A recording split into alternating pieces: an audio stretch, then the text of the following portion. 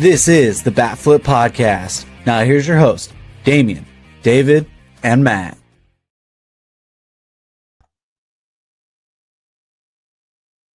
And unmute. Good evening. Welcome to the Batflip Podcast. I am David here with Matt tonight. Damien is absent. Everyone, please, in the comments, tell us how much you hate that Damien is absent, because I know I do.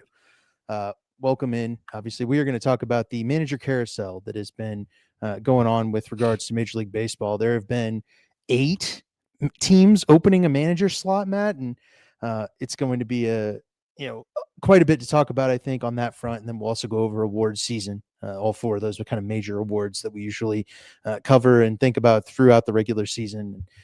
Should be a fun little episode. But before we start on that, how you doing tonight, Matt?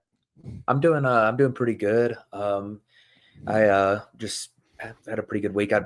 We had the breaking news a couple nights ago with the Josh Naylor. Actually, that was last night, wasn't it? Last night.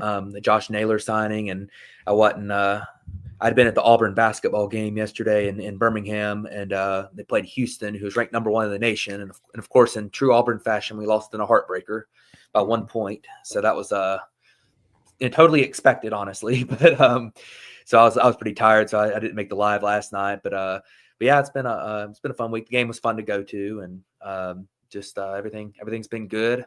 Getting the offseason rolling a little bit. It's just getting started. So not a ton has happened yet from the player standpoint. Obviously, as I said, that we had the Naylor news, but a lot of managerial hires, a lot of front office decisions. I think we've discussed a little bit, maybe in a couple of our shows, some of the option decisions that have been made. So soon that the market should start to open up pretty soon. Usually you start getting some signings trickle in late November. I know that this year the rumor has been that it's going to be one of those off seasons where it takes a long time for a lot of the big moves to be made. So probably looking more at after the winter meetings, looking maybe even into January, February for that. But we should start getting some news rolling in. But for now, we've got some catching up to do because, we've had the last few weeks, we had, World Series recaps, and we had, free agent predictions that we needed to get out early in the off season before moves started rolling in. And so we haven't really had a chance to discuss too much of the trade market. I mean, the managerial market and a lot of the changes that have been made. So I guess we'll get that started here soon.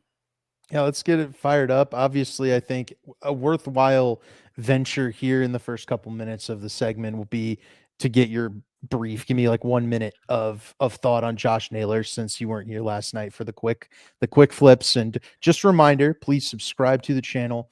We're looking at 150 subscribers. That was our goal for the year. We're at 148. Love to push us over that mark for 1, but for 2, we're going to be going live for almost every single one of the bigger free agents that get signed. So drop us a follow, hit the bell. We'll come to you. We'll give us our thoughts. That's where we'll talk about most, if not all, of these free agents that are getting signed this offseason. But 60 seconds, Matt. What do you think of Josh Naylor to the Mariners? Yeah, I think it's a totally good move. The Mariners gave him a 5-year, $96 million deal with a no trade clause, which is kind of interesting, and especially with those, as much as Jerry DiPoto has always liked to trade. But it was a good move for me. I mean, he obviously played well in that environment. That's not an easy place for hitters to transition to, being in that marine layer. It's hard to hit home runs there. Naylor fits pretty well because he's got some pull power, but his kind of primary skill set is of a contact guy as a first baseman. He only had a 13% strikeout rate this year. His batting average has not always been super high, but putting the ball in play is a big thing for him. And this year he stole 30 bases, which was really interesting. The defense is what it is at first base, but Naylor's a solid player. He's been real consistent. This is 3 years in a row that he's basically had a 2 to 3 WAR season. So that makes him an above average, a solid everyday regular. And I think that's probably what an everyday regular gets paid at this point, is in that, that $15 to $20 million range per season. When you got a veteran steady presence like Josh Naylor in there. So I thought it was a good signing for the Mariners. They brought back a guy that was a big piece of their run this year. They really liked him there. I think he liked it there. So it's a good signing to kick off the offseason. I think it'll be good for both parties. Yeah. And any further thoughts, right? It's up in the feed. You can go to the Josh Naylor signing. But Matt, we'll take you from one to a bigger rant, I think, and we'll kick off the manager carousel. This MLB offseason with the Braves firing Brian Snitker, hiring Walt Weiss. You're the resident Braves fan. My initial thought before you jump into it was I thought it was a chance for the Braves to kind of change directions, right? Yeah. Be able to go outside the organization and bring in a different voice. They didn't do that. And they went with another guy that's been a Brave for a long time, older guy, right? Snitker was kind of that older guy. I am a little worried that he won't resonate with the eccentricity of some of the star players in Atlanta. What do you think? So I think it's interesting. If y'all had caught me the night that happened, I think we were doing a World Series recap, so we didn't really talk about it. If y'all if I had gotten to do this rant that night, then it would have been a one for the ages. Yeah. But I've cooled down about it a lot since it happened. I think it is key to realize in what kind of phrasing, because you mentioned Brian Snitker. There was a lot of discussion on whether he was going to kind of be forced to retire, or if he was just going to retire himself and choose to retire. And it sounds like, based on what a lot of Braves folks have said, is that he probably kind of made the decision to retire. It sounds like if he wanted to come back, they would have brought him back next year. And that makes this hire make a lot more sense. I think that one of the biggest things about the fan base with Walt Weiss was that they waited so long to just name him manager. And everyone was kind of like, we went through all this, we waited a month. Why did we not just do this when the day that Snitker retired? And I think the reason is because they did want to do their due diligence outside the organization. They wanted to make sure there wasn't someone out there that was, going to blow them away. And the biggest concern for me with Walt Weiss is that, Snitker was kind of an old head baseball guy, right? He was, everyone loved him in Atlanta. The Braves players all loved him. He's a clubhouse guy all through and through. But from an analytics standpoint, this is where the modern game's going. And when it comes to, decisions you make from that standpoint, he was not up to par. And that was kind of the worry with Walt Weiss is he's similar to Snitker in that way that, that he's not really, he doesn't have a background as, in analytics. He's never had a front office role. He was a player who turned manager and, like a bench coach. He's been bench coach, then manager. He was the manager of the Rockies for a few years. I mean, I'm not going to hold anything the Rockies do against them. His record wasn't great, but it was the Rockies. But I will say, ever since they made that move, a lot of the things I've heard are really encouraging about Walt Weiss kind of talking about embracing the analytics a little bit and kind of, he's open to suggestions and he's going to take input. And then the Braves went out and hired some other coaches, assistant coaches that are, pretty progressive, baseball guys. Like Antoine Richardson was the guy they hired from the Mets to be their, I don't know which base he's going to coach yet. I know that he was the Mets first base coach. He just got hired onto the staff in Atlanta. He's known as a really good base running coach. And then they hired Jeremy Hefner as the pitching coach, which is a shocker that Kranitz didn't get brought back. But Jeremy Hefner is a little bit more of an analytics guy.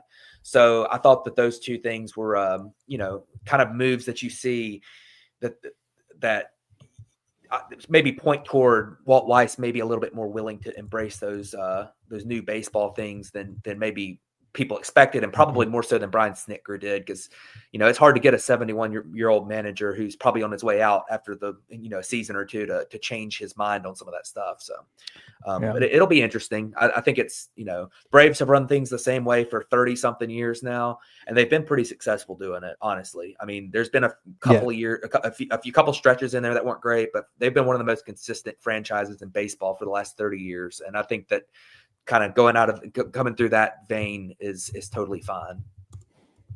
Yeah, I think I got you. That gives a little more light on the Brave situation there, because in this case, right, Walt Weiss is someone that is obviously trusted by the front office, and that front office with Alex Anthopoulos, very analytical, very you talked about how it was almost a clashing of ideals with Brian Snicker, but it worked well because, Snicker was still able to put the team that Anthopoulos envisions on the field. I think Weiss will be able to accentuate that even more if what you're saying is true, and he's really, working towards that analytical point of view.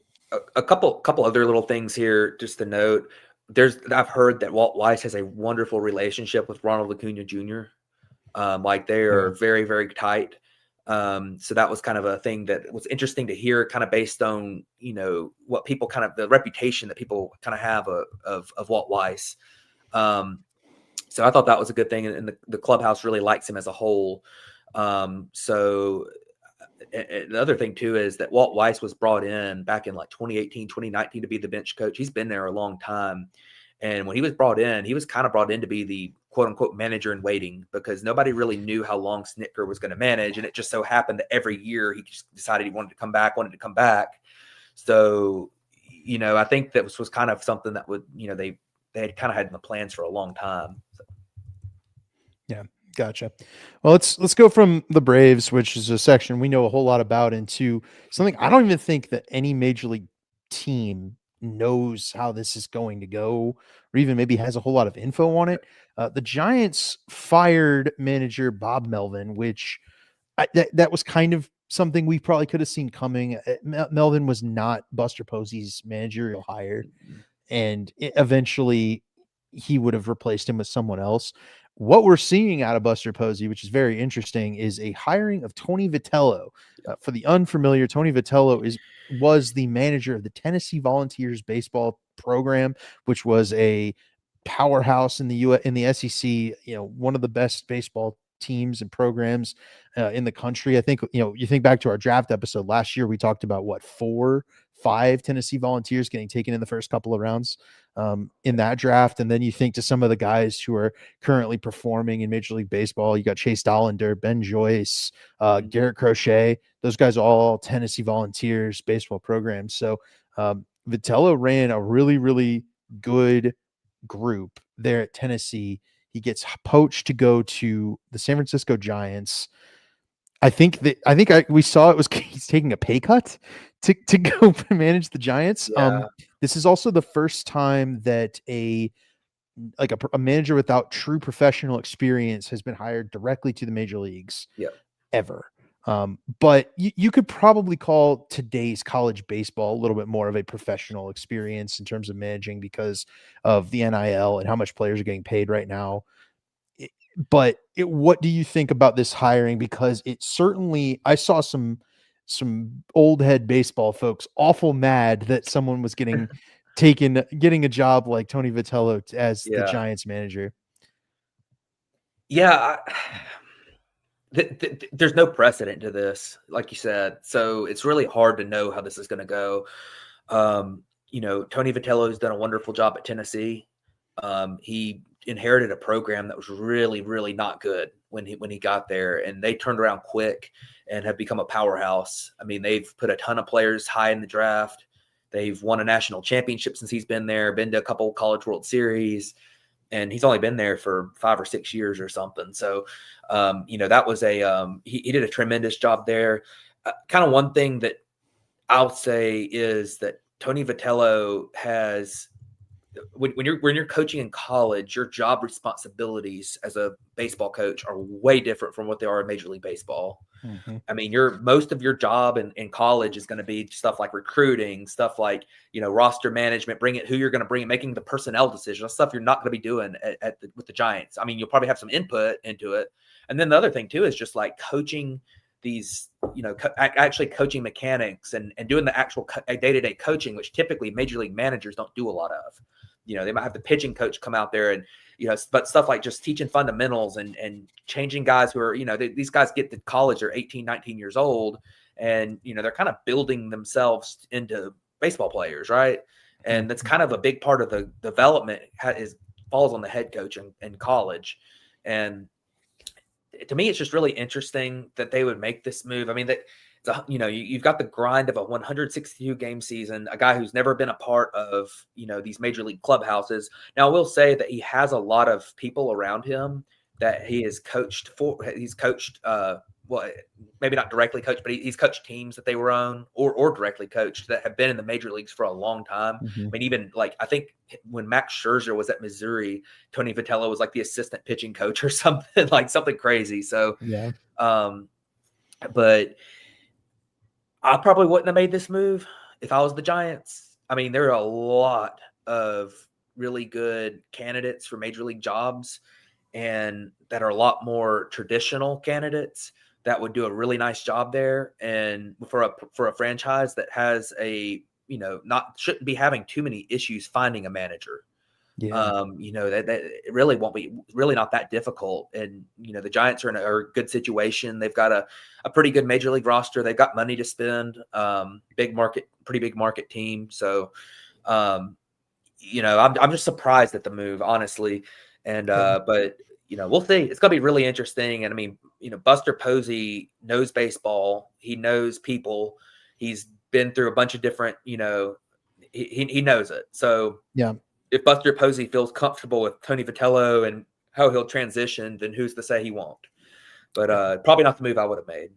If there's one other thing Buster Posey knows, it's the San Francisco Giants. Yeah. Right. He's a Giant through and through at this point. And I think this is a move intentionally made to shake up the landscape, right? You need to do some things that are bold if you're going to try to close that gap to the Dodgers, right? So I think that's going to manifest itself both in free agency, the trade market. We've seen the Giants be aggressive on the trade market as well. They went and got Rafael Devers, and then it's also going to manifest itself in these hirings, right? Buster Posey's got to do anything he can to close the gap to the Dodgers. This is just something he feels is going to make a difference. And managers, we talk about them a lot. We're going to go through a whole bunch of them here.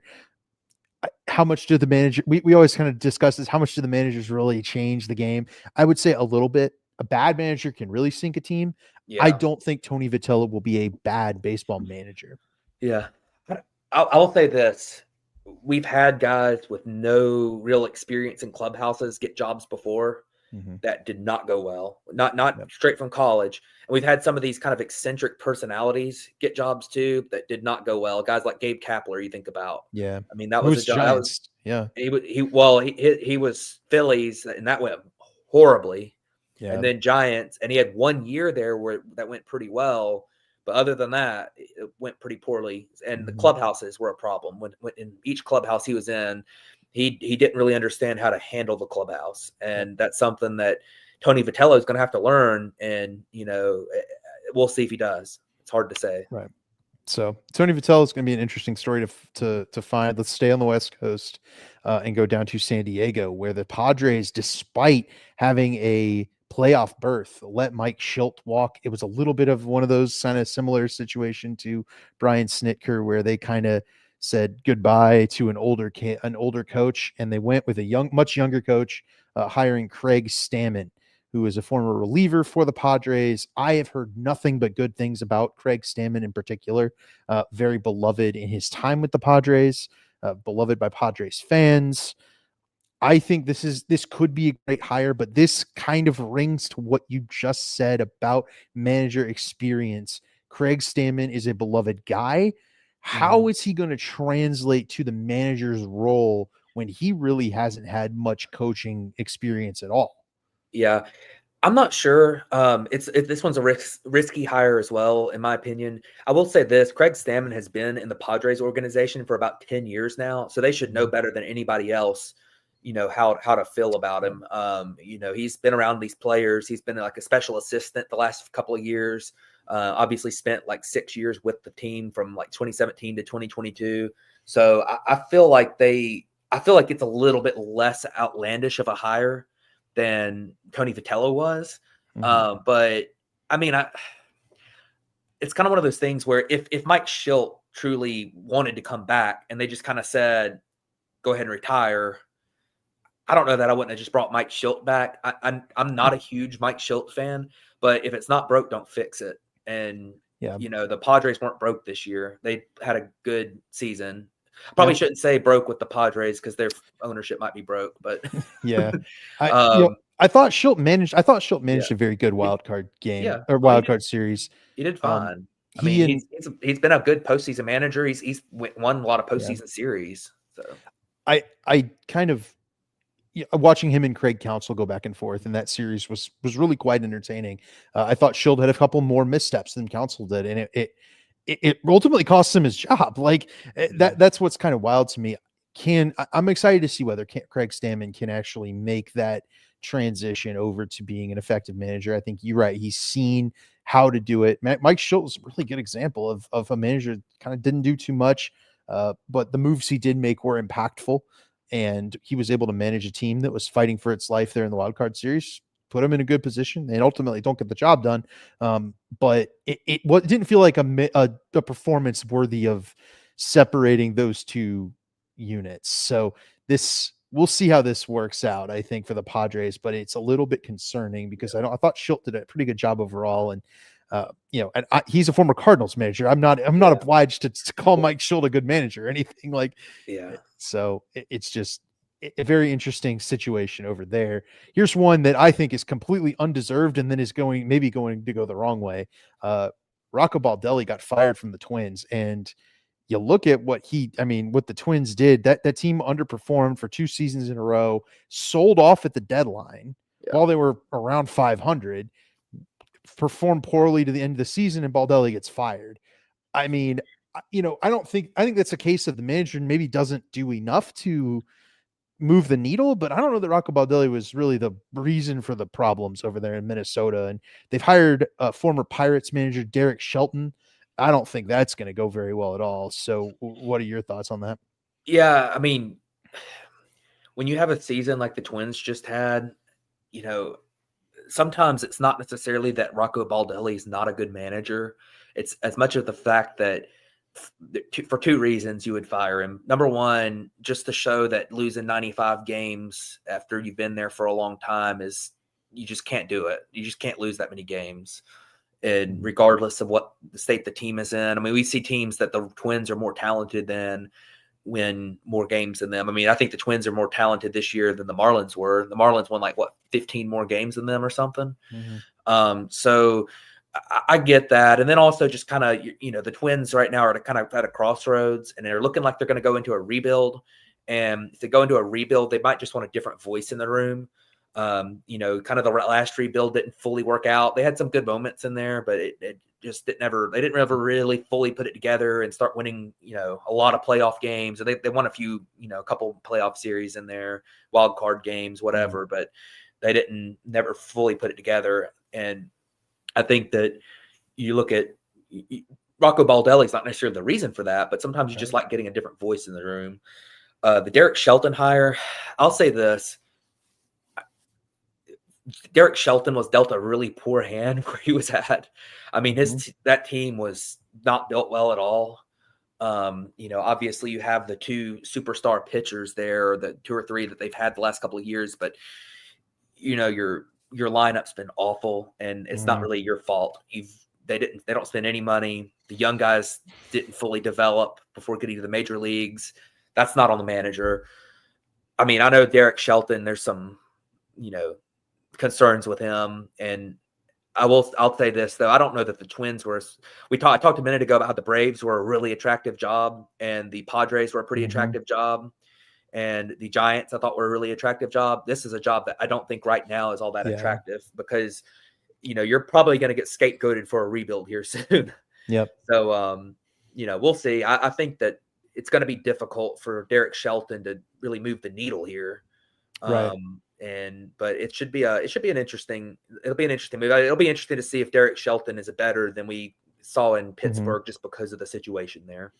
Yeah. I mean, I can't speak to the Twins fans and how they feel about this one. I only have a couple of Twins fans I follow, and I vaguely recall seeing disappointment, but there's been a significant amount of disappointment from that group for the last 6 months, right? Like it's been all disappointment over there in Minnesota right now. So I can't blame them for being disappointed in this one as well. But we'll stay in the AL and move over, because the Baltimore Orioles fired Brendan Hyde in May of this year when they started off so super slowly. They ended up heating back up, getting a lot closer to 500, but they ultimately do have a negative season. They had the interim manager, Tony Mansolino, did not get rehired. It is going to be Craig Albernaz, I believe, from Cleveland, that moves over and takes over the manager role for Baltimore. And I'll lump these two together because I think there's some parallels to how, not only are there parallels geographically between Baltimore and Washington for the Nationals, there's also parallels to how they went. Former Cub bench coaches getting fired midseason with Brandon Hyde and Dave Martinez got fired in July. Nationals sign Blake Butera, who is 33 years old. I think he had been coaching for the Royals. I could be wrong about that. But Matt, two new hires, new managers to Major League Baseball, guys who were, I believe, not managers before this in terms of their previous coaching experience. For this Mid-Atlantic group, who's the team that you feel more confidently can contend next season? I mean, I think the Orioles easily are going to contend better than the Nationals. I mean, the Nationals have too many pieces for them to have been as bad as they were this year, but they were still horrible. And I don't know that the Nationals are fully capable of taking that step in one offseason. I know that they can it's probably time for them to start building up a little bit, but I think it's going to be difficult for them to add enough to really compete. But in the Orioles, I mean, if they can just add a couple of starting pitchers and have their lineup be a little bit healthier, I mean, they've got so much young talent that they could be right back in it. I mean, this is a team that, has been to the playoffs, 2 years in a row before this year. So, that this kind of feels like a one-off bad year for the Orioles, as long as they don't just sit on their hands this offseason and not sign anybody. Albarnez was, in my opinion, a really good move. He's kind of back in that traditional managerial candidate type of vein. He's been, he's really young, but he's been with the Guardians for a long time. He was a finalist for the job when Stephen Vogt got it there. He's really well regarded. I definitely think that Albarnez is a solid hire there. Came from a successful situation. And then, Butera is really interesting. He is super young. I mean, he's got to be younger than half the team. And that's a weird dynamic sometimes when you sign some veteran player that's 35 years old and he's older than the manager.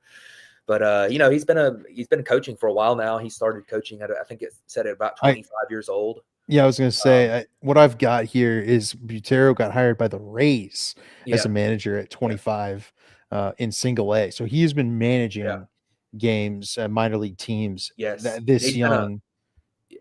I was going to say he's been coordinating some player development stuff there too. So I definitely am on board with I'm on board with that. That's another job, the Nationals, that with questions about the GM changes and questions about the the roster going forward and where they stand and how the status of their rebuild. I know there's been ownership questions there in recent years as well. I don't know where that stands right now, but that's a job that maybe wasn't the most attractive out there this offseason. So, taking a swing on a guy that has a lot of upside that's really young is really not a bad idea for them. No, I was going to say, I think that, you answered the team question right. I think the Orioles are better positioned to contend next year, but I really like the Blake Butera hire. I think it's a perfect attempt at, maybe you can catch lightning in a bottle a little bit. If you're the Nationals, get a manager that kind of is able to make some sort of developmental impact on the players, because Butera seems like the kind of guy that is developing along with the players. You could theoretically even, tell him, hey, you've got a couple years, right? You're so young. You can develop a rapport with the James Wood and CJ Abrams and some of these guys as the Nationals grow and start to develop. You can bring Eli Willits along and some of these other, talented pieces that they have, and try and give him a few years. There's not a whole lot of pressure on his plate right now. Whereas you're talking about like Shelton, as soon as the Twins end up being good again, he probably gets canned, or as soon as the arrow starts pointing up for the Twins again, Kit Shelton probably gets canned for someone else, right? So for Butera, he can wait for them to start to ascend, because at that point there will be a lot of trust developed between the two parties. Albarnaz is the kind of guy that maybe he can turn the Orioles around quickly. That's not, I don't think, the idea for Butera. He doesn't have to turn them around next year. It can be a 2, 3, 4 year process for the Nationals. I think they're unaware of that fact. So I like it. I like both hires a little bit. I don't know that Brandon Hyde in particular did enough wrong in a month to get fired from the Orioles for that slow start. It wasn't his fault. And very clearly, the team didn't perform down the stretch either. So that's a tough spot, but might as They well were a bring in a new lot face. better after they fired Brandon Hyde than they were before they fired him. I mean, they went above 500 for the rest of the season, but I'm with you. I mean, let's kind of, point out here too, though, that, sometimes we're talking about these managerial hires stuff. This isn't like coaching in certain sports where, you're running, you're having to have all these X's and O's and schemes drawn up by the head coach and everything like you do in basketball or in football or something.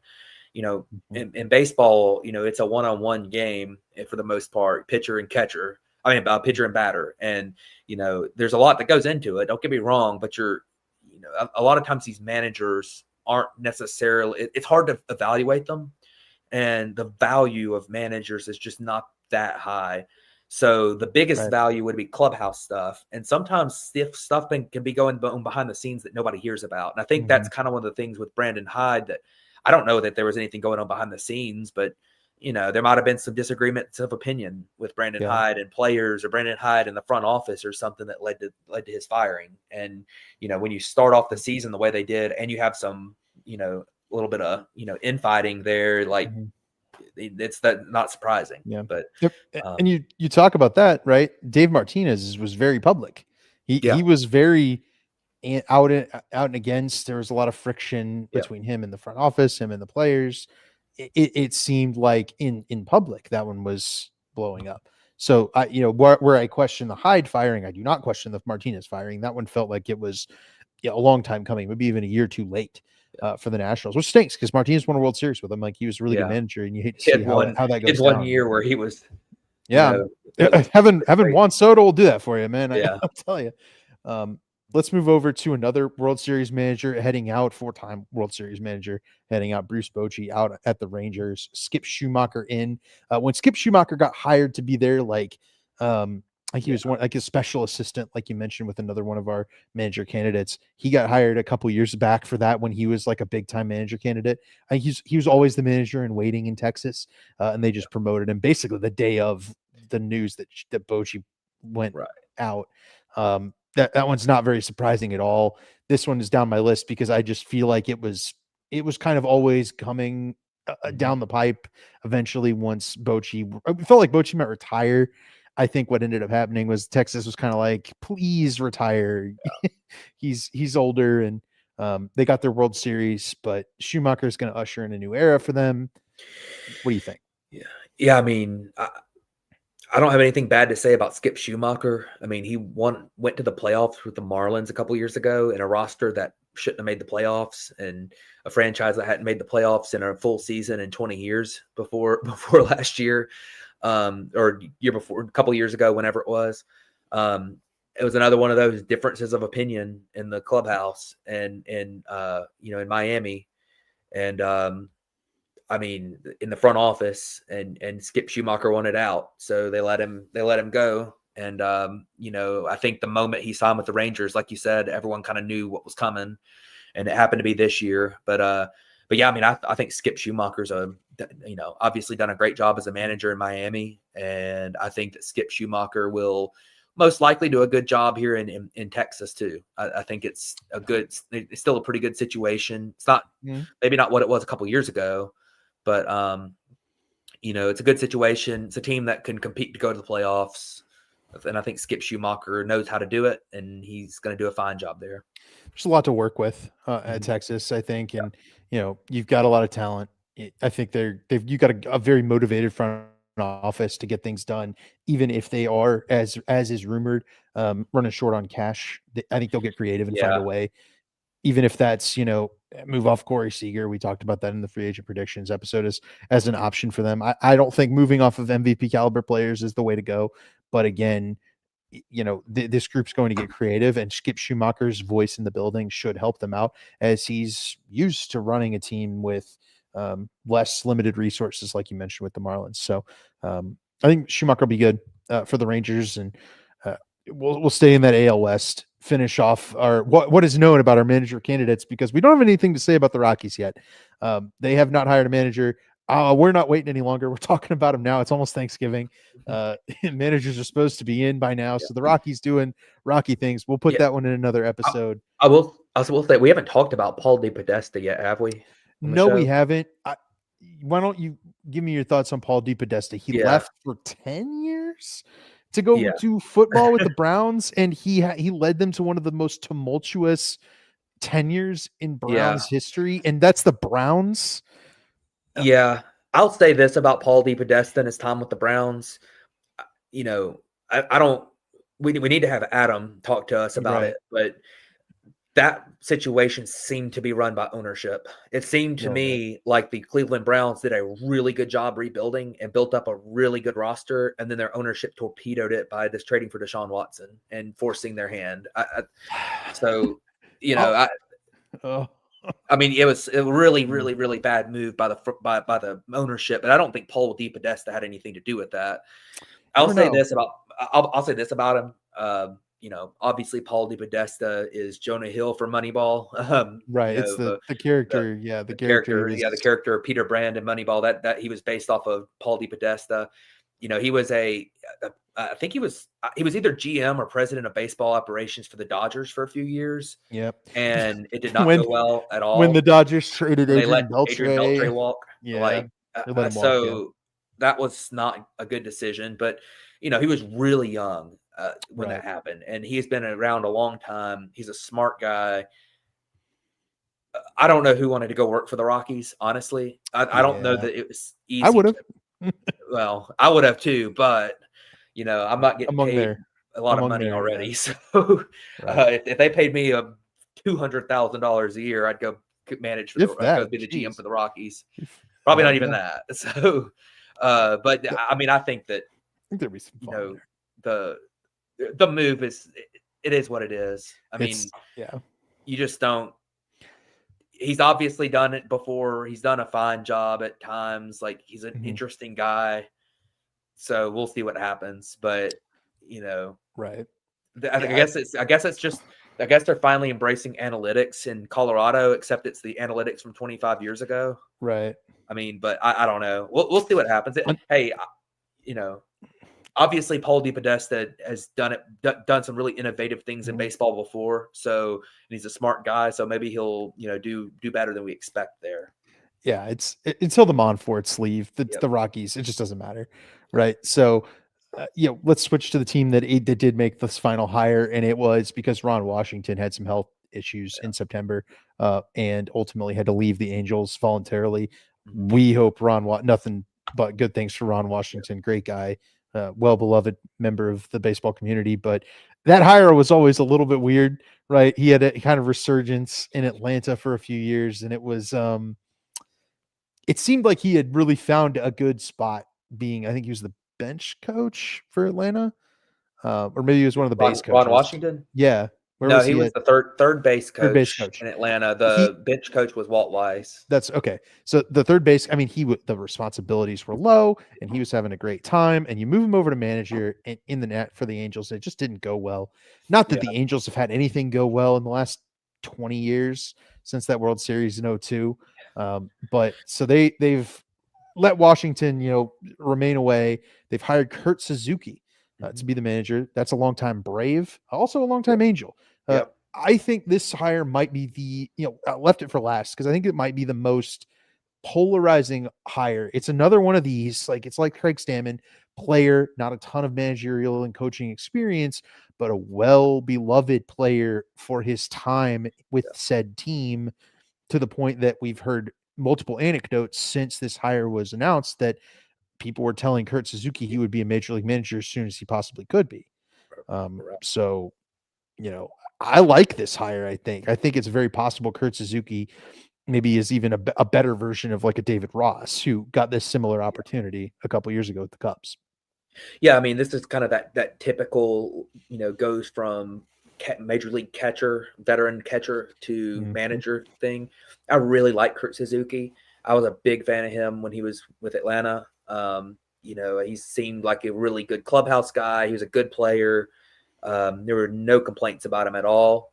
I think that he's been in this organization for a few years, which, some people would take that as a negative, but I'd say that's a positive, because there's certain organizations out there that you just have to know how they operate to play things.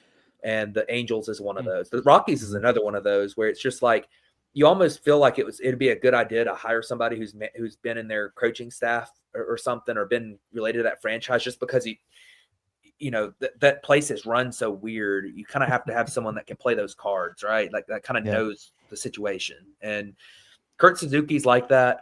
I think the interesting thing here is I believe he got a 1-year deal, right? Yeah. He's with Perry. Perry Manasian is on the last year of his deal. So I think that he's directly tied to Perry Manasian. I don't think that that's going to be fair. And I don't think that Perry Manasian is a bad GM either. I think that a lot of this has to do with ownership there.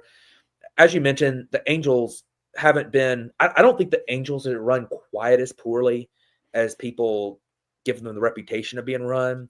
There's been a lot of rotten luck involved in there too. Stuff like Mike Trout not being able to stay healthy past the age of 29. Stuff like, Shohei Ohtani had both of his major injuries as a member of the Angels. Yeah. But missing seasons of pitching and everything. Stuff like, the Anthony Rendon signing being what it was. I mean, Anthony Rendon was coming off of a superstar, an MVP caliber season when they signed him. Yeah. And I think people kind of have lost that. But they're not totally unwilling to spend money at times. No. But this is one of those situations where a lot of times the ownership just kind of butts in and does things that the people in the organization and the front office don't really want to do. Right. And they're also really hesitant to actually rebuild. So I think for both of those reasons, I understand. And I think I feel bad for Kurt Suzuki, because he's got the pressure of being in this 1-year deal here. And, I don't know how it would look on him if he got fired after 1 year or didn't get brought back because the GM got fired. But I don't know. I think Kurt Suzuki deserves a managerial chance, and he deserves a real managerial shot, not a 1-year deal as a stopgap for when the owner wants to fire the GM because the owner won't let him rebuild. And he's sitting there having to sign players for 3-year, $40 million deals that are, not going to fix the team. They're just going to make the team be 500, or a little below 500. Not make the team not the worst team in baseball. In other words, that's kind of been the goal there. So I don't think that it's a particularly good job. But I wish Kurt Suzuki would get like a real shot somewhere. Yeah, me too. When I say like the deal, I mean, I like the deal in the vacuum of Kurt Suzuki managing the Angels. I feel like it's a good fit. But yeah, like you said, right? If the Angels don't, and I think we both had the Angels spending a little bit of money in free agency in our predictions. That doesn't seem to be how it's gonna go, at least from reports. Hopefully, the Angels turn it around and add a few pieces, maybe make some trades. I think that's the big rumor right now, is that the Angels are going to trade some of those outfielders and try and open up some roster spots for some additional pieces and whatnot. I think, who are they going to trade? What, Ward or Adele? Yeah. But Adele is not expensive. He's fairly young, and I mean, I don't think his value is that where it's like time to trade him, because you're selling 37 high on him. 37 well, homers. He got better this year for sure, but he's one of those guys that could continue to get better, and you'd be selling low on him still. Like, you probably got enough to where you could trade him now if you really wanted to, but I mean, I don't know what the incentive to trade him is. Yeah, I just think the plan for the Angels is such an interesting one, right? Yeah. That you're going to have to figure out how to navigate potentially Artie Moreno not pulling out the checkbook, potentially Artie Moreno going behind your back and signing a Boris client for a bajillion dollars and hamstringing your budget, right?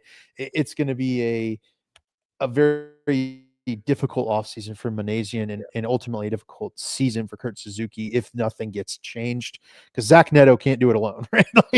He looks a good player. I don't know that they have a whole lot else besides poor Zach Neto. So it should be interesting for the Angels fans. We do feel bad for you, but it's just such a tough spot. So we'll stay with the managers. Let's move over to the awards for this 2025 season. and give our brief thoughts on those. You'll do the big four: Manager of the Year, Cy Young, Rookie of the Year, MVP.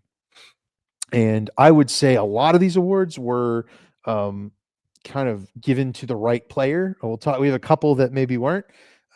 One of those is going to be one of these Manager of the Years. I think maybe a couple of them actually, because NL Manager of the Year was Pat Murphy for the second year in a row for the Brewers. AL Manager of the Year was Stephen Vogt for the Guardians. I thought John Schneider should have been this shoe-in for Manager of the Year. Best record in the AL. Team went to the World Series, very nearly won it. And Schneider looked excellent through the entire playoffs. That's when the manager makes the most impact anyway. I think Vogt and the Guardians had a good season, but it felt like that Schneider and the Jays were robbed of this award badly. Yeah. You got one thing to keep in mind here with these awards is that this is for regular season. Mm-hmm. So, if you kind of look at it in a vacuum, the Guardians made a huge divisional comeback from being down by like 15 games. Won over 90 games this year, or I believe they won 90 games. 86. Was it that few? Yeah, they didn't get it 90. Okay. Well, maybe I must be wrong on that. They tied with the Tigers, but won the tiebreak, didn't they? Right, right. They each won 86. Either way, they won. They won. That's still a lot of. They won a lot of games. They came back from a 15-game deficit is kind of the big thing. That's why. And with a roster that shouldn't have been able to do that, and if you look at the Blue Jays, they were a pretty expensive roster that didn't have high expectations coming into the season, but there had been a lot of talent pooled up there too. And there was always a world where Vlad Jr. and Bo Bichette had big seasons and bounce backs in a lot of ways that you would, it would be a big, that could end up going really well. George Springer had the big bounce back too, which was kind of the thing that was unexpected that happened that was, drove things there. But you very well could have given it to John Schneider. Don't get me wrong. I mean, I probably would have voted for John Schneider, but I mean, Stephen Vogt did a good job too, holding the clubhouse together through being down 15 games and able to make this huge divisional comeback, have that scorching hot September. Remember this, this award gets decided at the end of September, and the end of September, there was no team hotter in baseball than the Cleveland Guardians, and what they had just done over the last month was fresh in a lot of people's minds. And, the Blue Jays had kind of been there all year, and the Guardians, just were the talk of the town there at the end of the season. So I would have probably given it to Schneider, but I think Stephen Vogt is a good manager. He's done a great job there. And I kind of hate saying he doesn't deserve it, but I mean, I probably would have picked Schneider. Yeah. Manager of the Year is such a weird award because usually it's like you said, it's whoever kind of beat expectations. But to me, Blue Jays beat expectations a lot harder than the Guardians did this season, given that they went and had the highest record in the entire American League. That was the best team in the American League. Yeah. We wouldn't have had them top 5 of teams to get to that spot. So, then the other thing is I feel like the Tigers kind of collapsed as much as the Guardians caught them. Right. Yeah. There was a point there where they lost every start except for Scooble starts. Yeah. It's one of those things where the Manager of the Year award's a little bit finicky. Definitely the lowest version. I mean, I guess neither of us disagree with Pat Murphy, really. Right. I think Pat Murphy, that the fact that roster that they have, they put together this year, losing the guys they lost, and that they were able to win as many games as they did, win that division against the team like the Cubs that was, had a lot of expectations this year and had a good season, for that matter. The fact that they were able to do that in a division also that had 3 teams make the playoffs, the Reds made it. So I thought it was very, very impressive job that Pat Murphy did. And, he's a very, very good manager. So I think he deserves it. Gotcha. Well, we'll shift over to players. I mentioned him. Tariq Skubal does go back-to-back with the Cy Young Award there in the AL 24 and 25. That's 2 in a row. Paul Skeens grabs NL Cy Young. Maybe there was a case for Garrett Crochet in the AL. Very small case. But to me, Matt, they nailed these two. These are the clear and away 2 best pitchers in the league right now. Yeah, I'm with you. I think it's definitely the I think it's definitely the 2 best options here. they both led in WAR in their respective leagues. Paul Skeens had a 1.97 ERA, sub 2 ERA, which is super impressive. Garrett Crochet had a good season too. I think but Tarek Skubal was better across the board in all the stat categories, except for innings pitched, which he was only 10 back on that. Right. So definitely, great job by these two pitchers. They were very deserving of this. So I don't have any issues with giving either one of these guys the Cy Young. Yeah, feels right. Here's one that I have a big problem with. Maybe not a big problem, but NL MVP was won by Drake Baldwin. AL MVP by Nick Kurtz. Rookie of the year, you mean? Rookie of the year. Yeah. No, sorry, not MVP. Rookie of the year. But rookie of the year for Nick Kurtz. Nick Kurtz was incredible, like 170 WRC plus 36 home runs. Wanted unanimously rookie of the year. I think that there's no questions or doubts about that one. A's have maybe a future star slugger that'll get traded to the Braves in 3 years. But the NL Rookie of the Year was maybe the battle that I thought was should have been a lot closer than I think the voters put it. Cade Horton at a 1. You mentioned it. Skeens had us up too. Cade Horton's ERA was 1.04 in the second half for the Cubs as they made the run to the playoffs, and he was excellent and got hurt right before his last start in September. During his last start in September, misses the playoffs, and the Cubs get bounced where was clear they didn't have enough pitching. He was super, super important for the Cubs there in the second half. Really looking forward to next year's with Cade Horton. I felt like that one was maybe to a toss-up because Drake Baldwin was very, very good for the Braves, but just the impact that Cade had because he wasn't there in the playoffs and the Cubs needed that guy. I felt like it should have been the extra value nod to Cade at that point because he was just so good in the second half. Yeah. I mean, I get it with Cade Horton. He had a great season. Second half, like you said, he really came along. I would have given it to Drake Baldwin. And the main thing is just it's really hard to judge Rookie of the Year awards because of so much of it is when you get called up, right? And Drake Baldwin was on the opening day roster. He started opening day when Sean Murphy was injured. He put up a historic season as a catcher. As a catcher, Jake Baldwin had a 125 WRC plus as a rookie. Super impressive.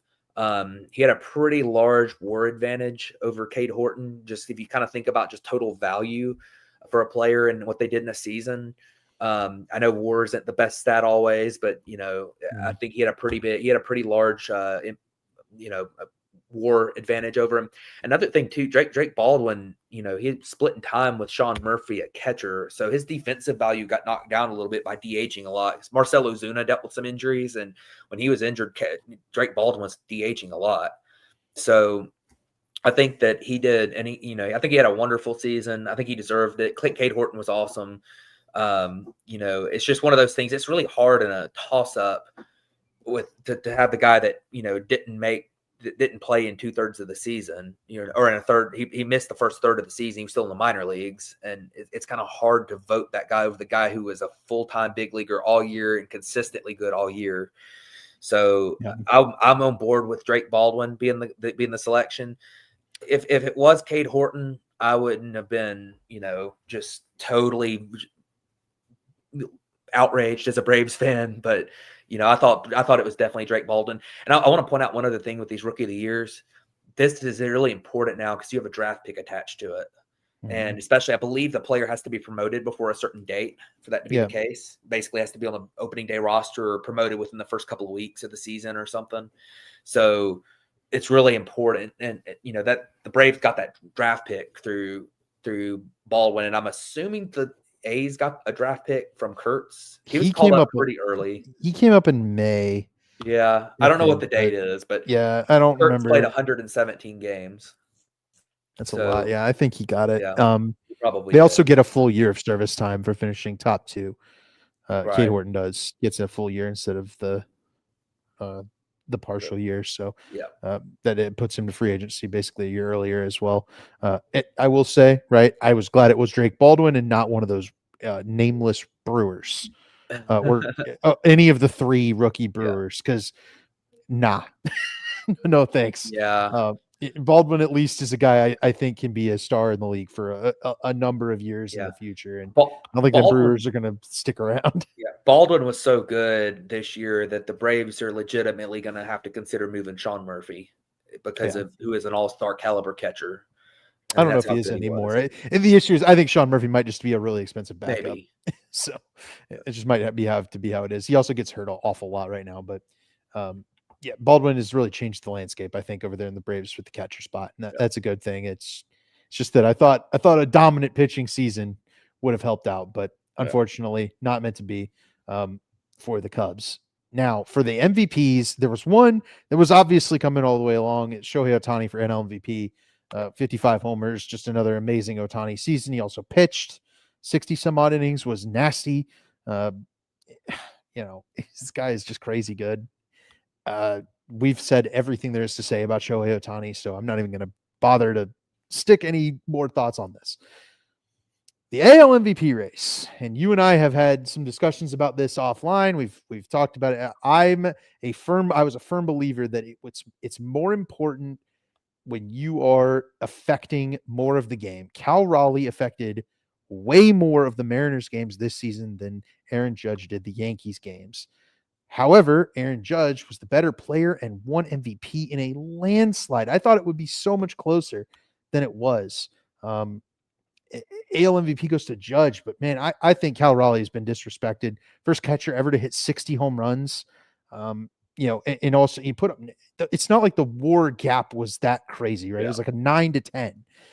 One WAR at that point is it's a rounding error, basically. I think the value of their seasons was nearly equivalent, and you've awarded Judge this award twice. It should have been 3 times before. He's going to get more awards. I feel like it should have been Cal Raleigh's award here. Yeah, I mean, it was such a tough one. I'll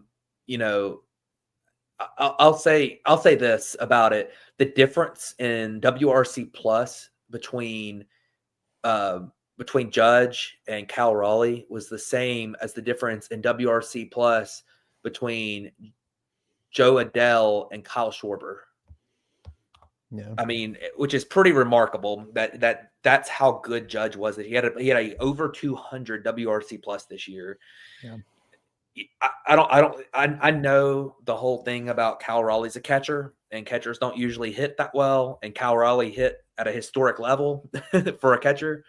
But it's one of those times that I think if you just kind of look at the overall value of a player, I mean, I get it with Cal Raleigh. He's awesome. And I would not have batted an eye about him winning MVP either. Like, I think if this was a toss-up to me.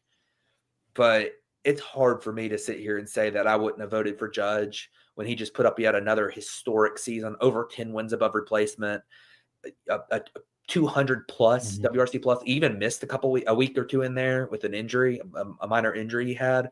He wasn't fully healthy when he came back either. So he played a good, 3 weeks injured and still put up those numbers.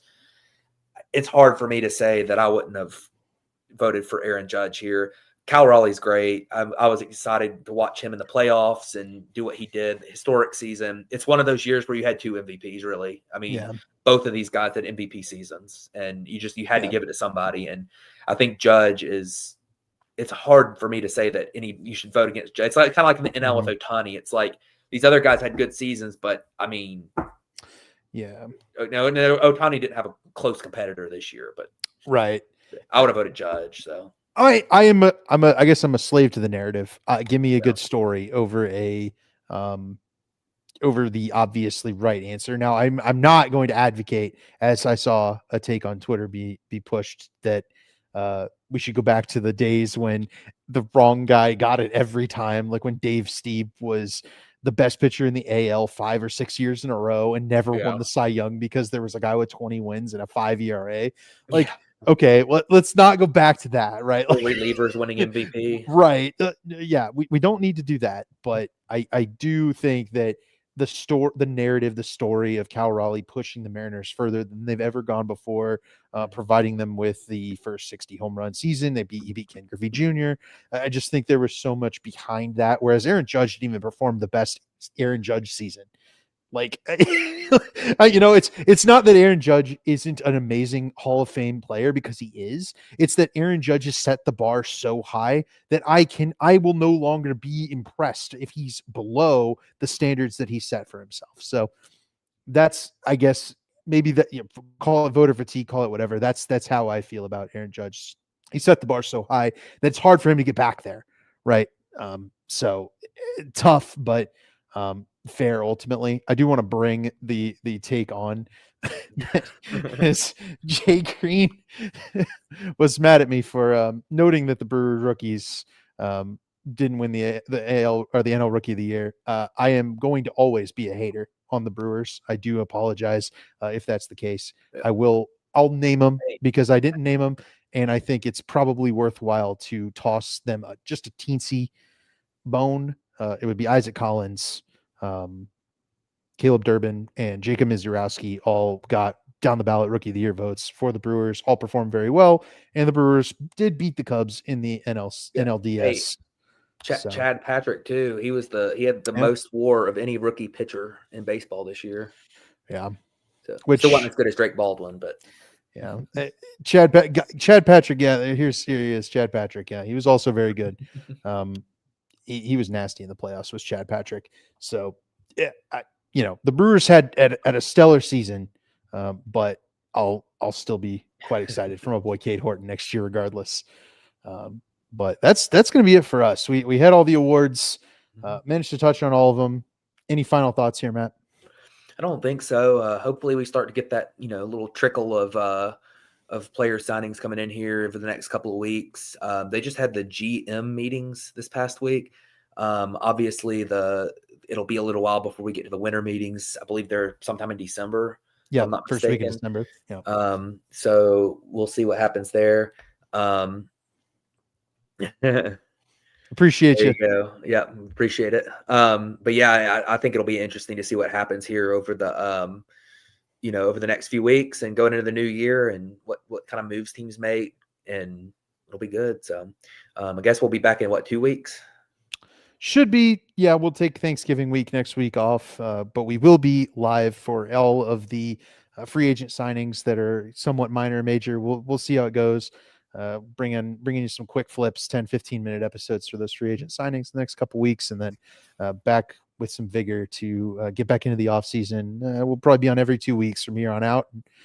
Should be a blast Monday nights. So please subscribe, drop a follow, drop a like, and we'll catch you guys next time. Ooh, I didn't. Oh, where is it? Outro screen. Got it. All right. Have a good one, everybody.